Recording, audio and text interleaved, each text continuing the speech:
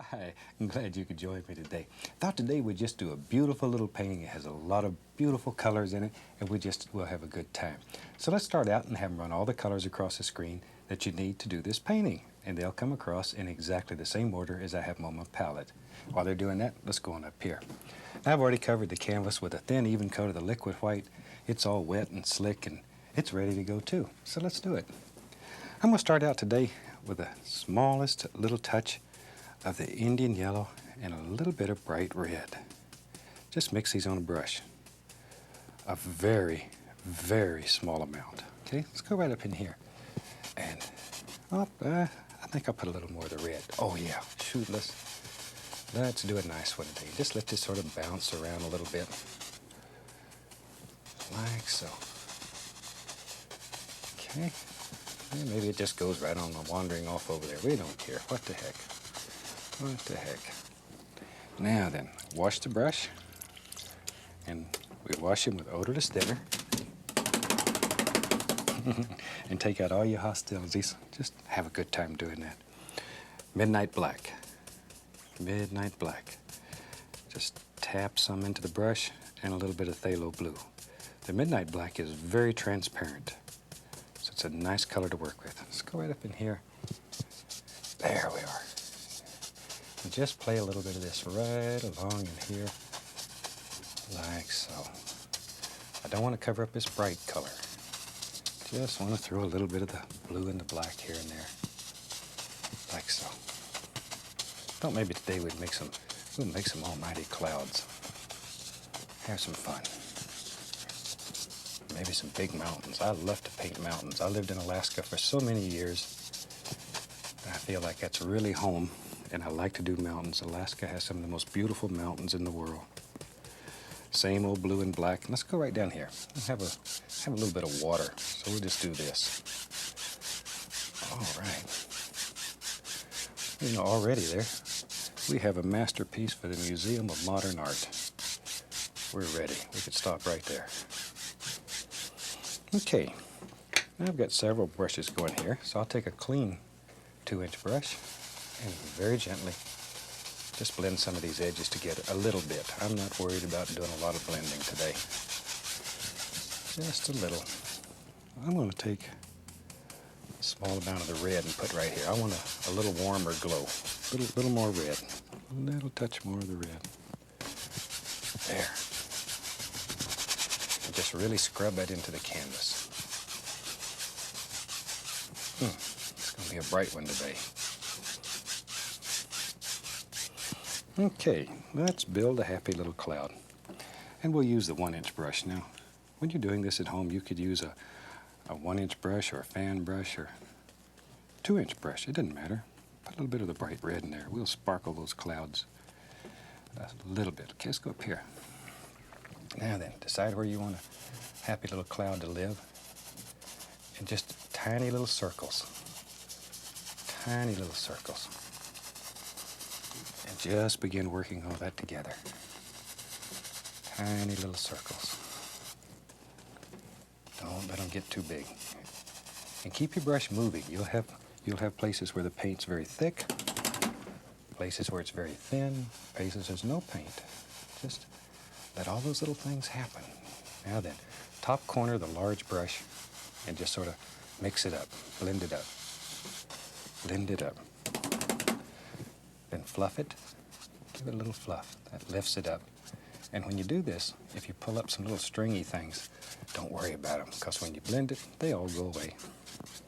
See there?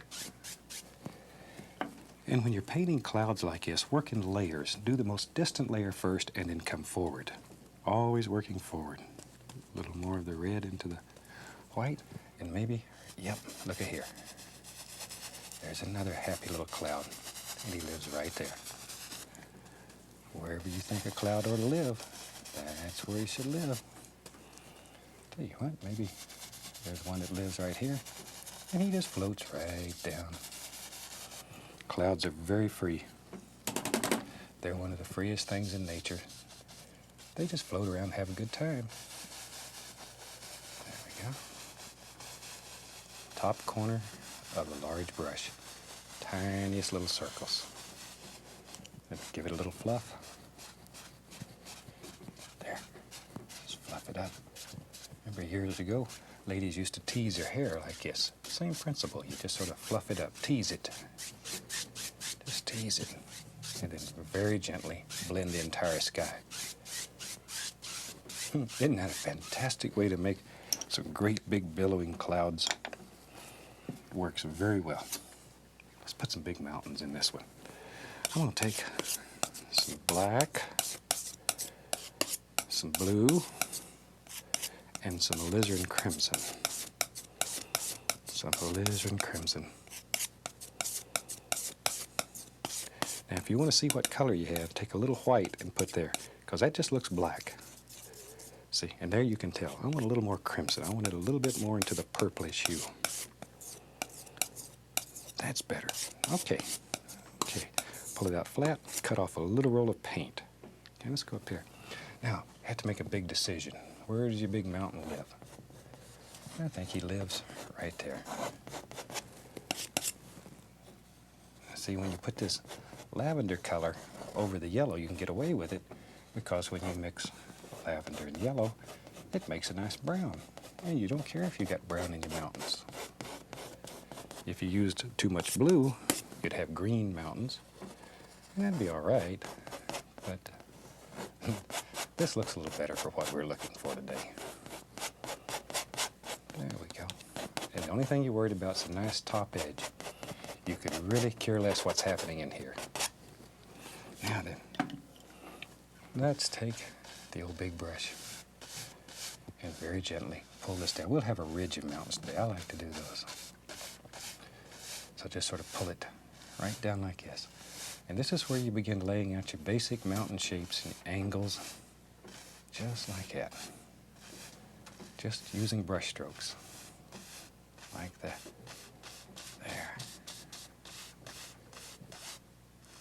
All right. You know, when you paint, every day's a good day when you paint. Every day's a good day. I had somebody tell me here a while back, they said, how can every day be a good day? This just every day can't be a good day. If you don't think every day's a good day, try missing a few. You'll see. All right, let's go up here and play. Take some white, a little bit of alizarin crimson, and the least little touch of the phthalo blue into it. I want a lavender color, but more into the reddish hue than what we put on there to start with. Cut off a tiny, tiny little bit. See there? A little bitty roll. Let's go right up here. Now then, begin picking out your highlights. And just let that barely touch the canvas. Just barely. It's just grazing the canvas. As I've said on some of the earlier shows in the series, when I was teaching my son to paint, I used to tell him just to pretend he was a whisper floating across the mountain. Just graze the canvas. Caress it. Make love to the canvas. Very gentle, very soft. See? And then we can let's take some of the color that we made the mountain with and add a little white to that. We want it darker than the highlight, but lighter than what we have up here already. And now let's just begin tapping some of these together. Just begin working them together. Pay very close attention to the angles. The angles are the secret. See? And not much paint. The smallest amount of paint possible. Just put all these little shadow areas in here. Virtually no paint. Okay, I'm going to take some crimson and white and make a nice warm pinkish color. And with that, let's go up here. With that, we'll really put some shining little highlights on here. Isn't that pretty? See how it stands out? And you can put layer after layer after layer of highlights on here, just as many as you want in your world. just sort of let them all come together. Put little bumps in it. Think about all the little rocks that live up here. Maybe that comes right down. See, just let your imagination go. There's one. Look at that. Look at that. But it's that easy to do. Just think where the light would strike through here. Just sort of let all these things blend together. Layer after layer after layer. Then you can go back in here and put all kinds of little, look there, see how that just jumps right out? Isn't that easy? And when you're doing this at home, this is when that little knife really comes in. You can sneak into all those little places. And take a little bit of the phthalo blue. Tiniest little amount. A little white into it. There. Okay, let's go back up here. And just sort of touch. Oh, look at that. Look at that. See, it really sparkles it up right up here on the edge. Like so. Okay. Now then, clean, dry 2-inch brush, and I want to tap this. Just tap it. We want to diffuse and soften and lift it upward very gently. See, that pushes everything back, makes it so soft and quiet. And you just keep going on and on and on. Maybe there's another big old mountain that lives right here. Oh, let me show you something. Let me show you something that's fun. Maybe you want a cloud floats in here. You can just take a little paint, and if you keep that brush moving, see there? Put a little cloud in, blend it, give it a little fluff, and that'll look like a nice soft misty area where there's a little cloud floating down that mountain. Okay. Let's take maybe right there. Just sort of let your imagination go crazy. Put these wherever you want them. Each mountain, as you work forward, should get darker in value. This base color here should get darker and darker. Really push it into the fabric. Push hard. Take the big brush, pull it out a little bit. Just give it a little pull. See, when you put this one in there, it just set that little cloud we made right back in there. That little cloud just hides back in there and has fun in between those. Okay, now then, let's come right along here and just put the indication of a few little highlights. Just zinging through there and playing. Look at that. See, follow the basic angles in your mountains. That's most important. Most important. Think where the light would strike. Right there, maybe a little bit would go zing. Okay. Put in a few little shadow indications. And just sort of work these shadows and highlights together. Make all kinds of little things happen. Here comes one. Right there. Right there. Just back and forth between shadow and highlight color. See how you can set things back in there? And that creates a little recessed area back in there. Sneaky, huh? I like these kind of little things that just happen. There we go. Now, once again, clean, dry brush, and very gently, just tap and lift upward. Always following the angles. It's most important that you follow those angles. Look at that. And we have another layer of mountains. And you can go on and on and on.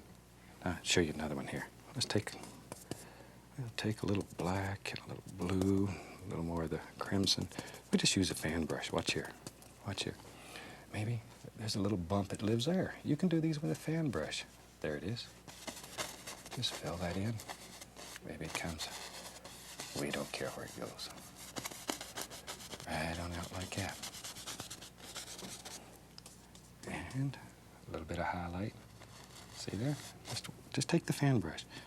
You can almost paint with anything if you just practice enough. All you have to do is just practice. See, put little shadow colors in there. Oh, there. there's a happy little thing that just lives there. Just sort of let your imagination go crazy.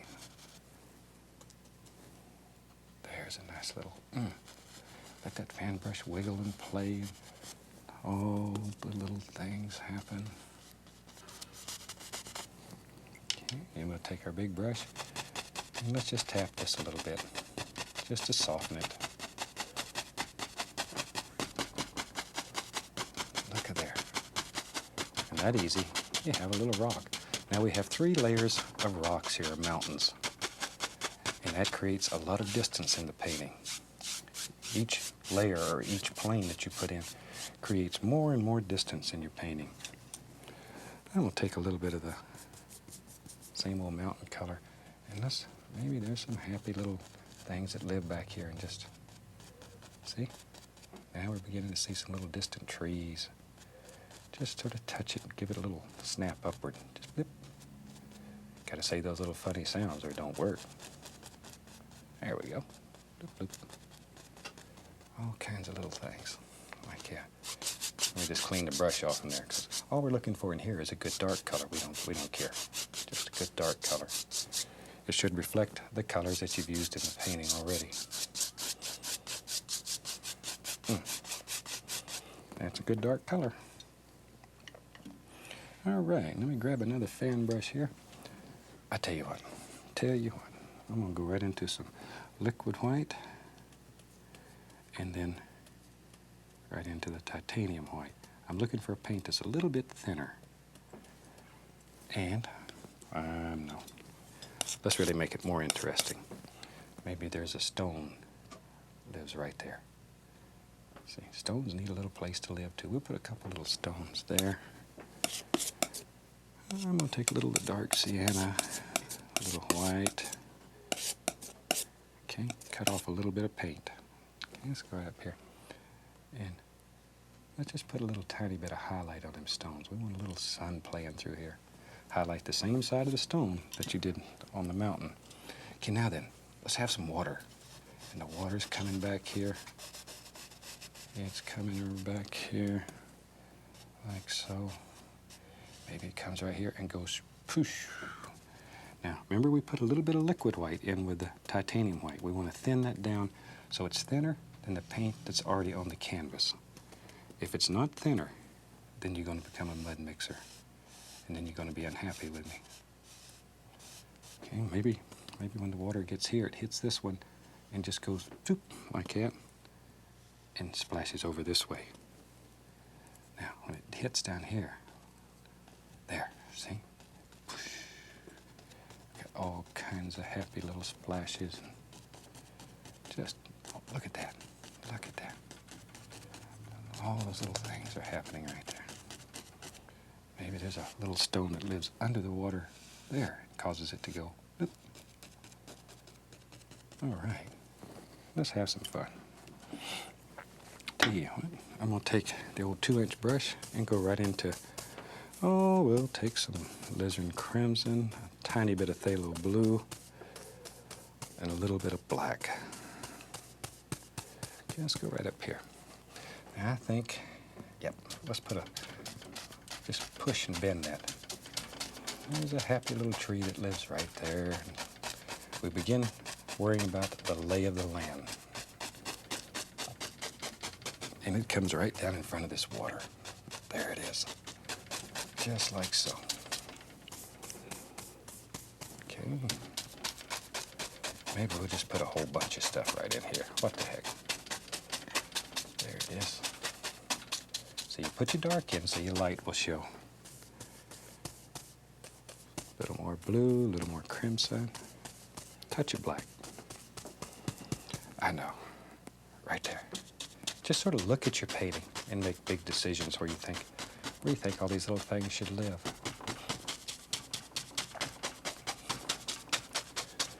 Right down like that. We don't know. We don't have to make these decisions yet. We'll make these decisions as we work on down in the painting. Okay, let's put some stones in here. Take a little Van Dyke brown, and we need a stone to hold this waterfall back. Otherwise, it just wouldn't stay there by itself. Water is lazy. It looks for the easiest way to get to where it's going. So when you're doing these little waterfalls, you've got to have little stones and stuff that explain why the water is higher back here. You don't want it to just sort of all of a sudden be there.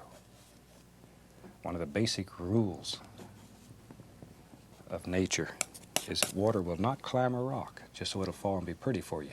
It's lazy. It's like me. Looks for the easy way to do things. Okay. Let's take our old fan brush. Go right into, let's see, there's some black, blue, crimson. I'm going to grab a little bit of white so I can lighten that up a little. Okay, let's go back up here. A lot of paint on the brush. And maybe there lives, yep, right here, a happy little tree. And this time I'm going to push upward. Push upward with a fan brush. Normally we push downward when we're making little evergreens. We want these to have little branches, though, that go upward. See that? In some parts of the country, that looks more like the trees than in others. So sort of look around your house and see what kind of trees you have.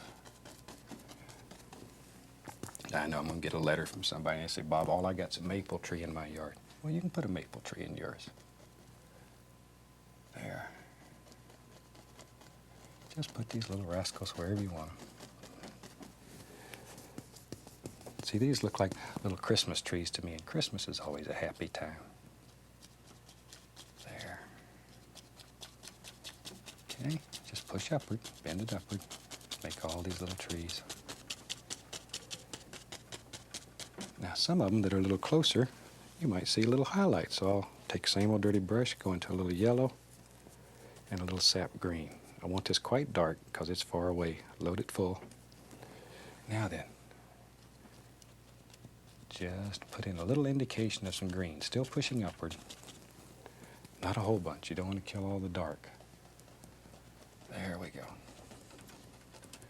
Just here and there. Some of them, don't put anything on. That'll help save the illusion of distance. All right. Let's put some highlights on those bushes. We'll use a 1-inch brush today. Go into all the yellows. That's yellow ochre, cad yellow. Let's grab some sap green. Just all of them. A little bit of the bright red. Okay, let's go right up here. Maybe this big old tree back here. Look at this.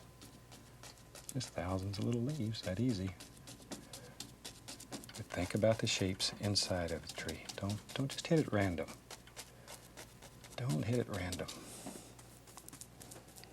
Okay, maybe. There's a nice one. He lives right there. You notice I'm still working in layers, doing the thing as farthest away first. Over here, there's a nice little yellow bushy. He lives right there. And you can use a brush sideways to create little layers of little soft grassy areas. Let's take this a little bit of the brown and white we used for highlight. And we put a little highlight on that rock, a little out here. Wherever you got a little rock, drop in a little highlight on it. Okay, we'll grab some more Van Dyke brown. There's some big stones that live. Just let them sort of wander. Because anything that you don't want here, you just cover it up. You can do anything in here. Anything on this piece of canvas, big old stones. There. Back to our highlight color. And just begin putting some highlights on those stones. Brown and white. There we go. Like so. Back to our 1-inch brush. Some of the yellows and the greens. And begin putting in some little bushes in between. As I said, anything that you don't want, you just cover it up. Easy to do. See there? Just wherever you want them. Let's go on the other side. Same thing over here. Make your little individual bushes one at a time. Just like so. And work in layers. Always working in layers. Now, back to our water. Liquid white and the titanium white. Okay? Now begin splashing some of that water up against these stones. Let it swivel and swirl and have fun. Just sort of think like water. push it up, let the splashes hit, crash. Like so. Oop, there went one, see? Think about all the little areas underneath the water. There we go. You know, and I say repeatedly through these shows, just mention it again, if there's things that you want to see painted that we haven't painted, drop me a line. I would love to hear from you. And this is where most of our ideas come from for the paintings that we do. It's from people all over the country, and they write and tell me what they want to see. A lot of them send pictures, and that helps a great deal. If I know what you want, then I can do that for you. Little stone there, little highlight on it. Okay, back to my 1-inch brush. We'll load it full of paint. And maybe, yep, there's a happy little bush. He lives right there. See, and this sort of closes all that in. You can put little stones wherever you want them. Okay, then we can take a clean knife and just scrape in all kinds of little sticks and twigs. Let's go over here and put some on this side too. We don't want it left out. Just like that. Now then, the old clock's telling me I got to get going here, but I want to have some fun before we go. Let's go into a little bit of black. A little bit of black. Let's go right up here. I think in my painting, I want a big tree right there. There's his trunk. There's his trunk. And we just push up. Look at that. See? Put some big old leaves on it. It helps set everything back. I like big old trees. Just push him in. Go right into a little tiny bit of yellow. And we can highlight him. As I say, I think that'll give you a nice painting to work with. We'll call that one finished. And from all of us here, happy painting. God bless.